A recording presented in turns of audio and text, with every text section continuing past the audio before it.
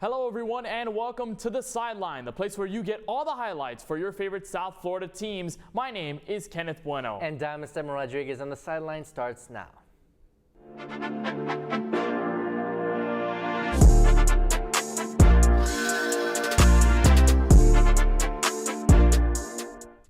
It just might be fitting to describe this past weekend as the South Florida struggle. 4 teams played on Saturday and only one emerged victorious. The Florida Panthers were one of the teams who fell short in overtime 5-4 to the Winnipeg Jets. Let's turn to our hockey specialist Tanya Jimenez with more on what the Panthers can do to keep their playoff hopes alive. This past weekend proved bittersweet for the Florida Panthers after back-to-back overtime games at home.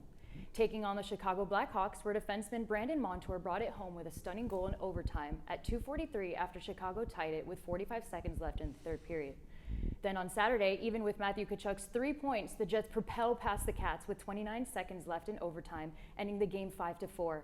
The Panthers are 3 points back from a wild-card playoff spot with a game in hand on the New York Islanders. The Cats look to take hold of the points this week with 2 home games against Montreal Canadiens and the New Jersey Devils.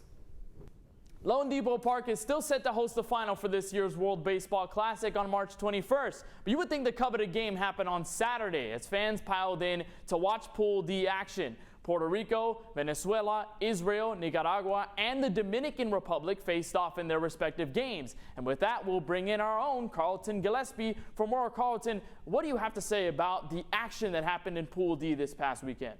Well, pool play kicked off last week in Taichung in Tokyo, but this weekend it was Miami's turn to host the world's Festival of Baseball. For the first time since 2017, the World Baseball Classic returned to South Florida, where Pool D kicked off this weekend.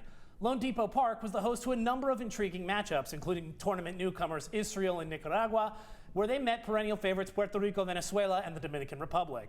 On Saturday, the day game featured Nicaragua and Puerto Rico, while the night game was one of the marquee matchups of the tournament, as Venezuela squared off against the Dominican Republic. Neither game was particularly close. Puerto Rico dispatched Nicaragua 9-1, and Venezuela scored an upset 5-1 win over the Dominican Republic. But the baseball was almost secondary to the atmosphere for the fans. From the large party outside, complete with food vendors and a main stage with a Latin band, to the chants of "Ponche, Ponche" during every 2-strike count, the day was filled with passion and emotion. The international tournament wasn't absent of a few local faces either. Venezuela's team included former Marlin Miguel Cabrera and Pablo Lopez, along with new arrival Luis Arias. The Dominican team was led by Marlins ace and Cy Young Award winner Sandy Alcantara. Pool play concludes Wednesday before Miami hosts quarterfinals and semis before the WBC final at Lone Depot Park on March 21st. Now that Selection Sunday has passed, the madness begins. 68 teams in contention of making the national championship game in Houston this year, and fans are already making their predictions for March Madness. We have our own Anthony Blanco and Kenneth Bueno on their predictions for this postseason. So March Madness 2023, Houston hosting the Final Four. And Anthony, there's so many teams. 68, we have the first 4 in a couple of days. The round of 64 also close by. So who do you got? I know the bracket, your gut's probably going insane all over the place. Who do you have for the tournament this year? Yeah, making that bracket, it took me a little minute, just because, like you said, so many teams this year. I have a few upsets that, as you can see right now. I have going all the way to the end, and you might call me crazy, but you know, I support my Florida schools, even though I'm a Panther for life. I think the Hurricanes have a chance to win it this year. Hey, the Hurricanes are a really good team. I know Isaiah Wong has been balling all season. They did not get to the ACC final, but still, really good team. I have UCLA, though, going all the way. I know that a couple years back when they had Johnny Juzang and company, they were so good. This year, I think they have it. I think they have it in them to get past a bunch of teams in this tourney and be able to get to the Final Four. So that does it, I guess, our March Madness predictions. We'll have a little bit more of our details from there, but nonetheless, Esteban, we'll throw it back to you.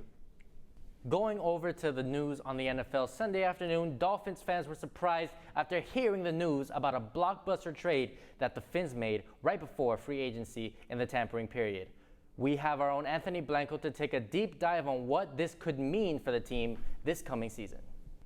Like you said, Esteban, the Miami Dolphins front office has been pretty busy over the last week, just making moves to bolster the roster. Chris Grier continues to make blockbuster moves, unlike a certain Miami GM, Pat Riley. But Grier was able to shock the league when he traded a 2023 third-round pick and second-year tight end Hunter Long to the Los Angeles Rams in exchange for former All-Pro cornerback Jalen Ramsey. The Dolphins secured one of the league's best at the position to replace Byron Jones, who was expected to be released by the team at the start of the new league year.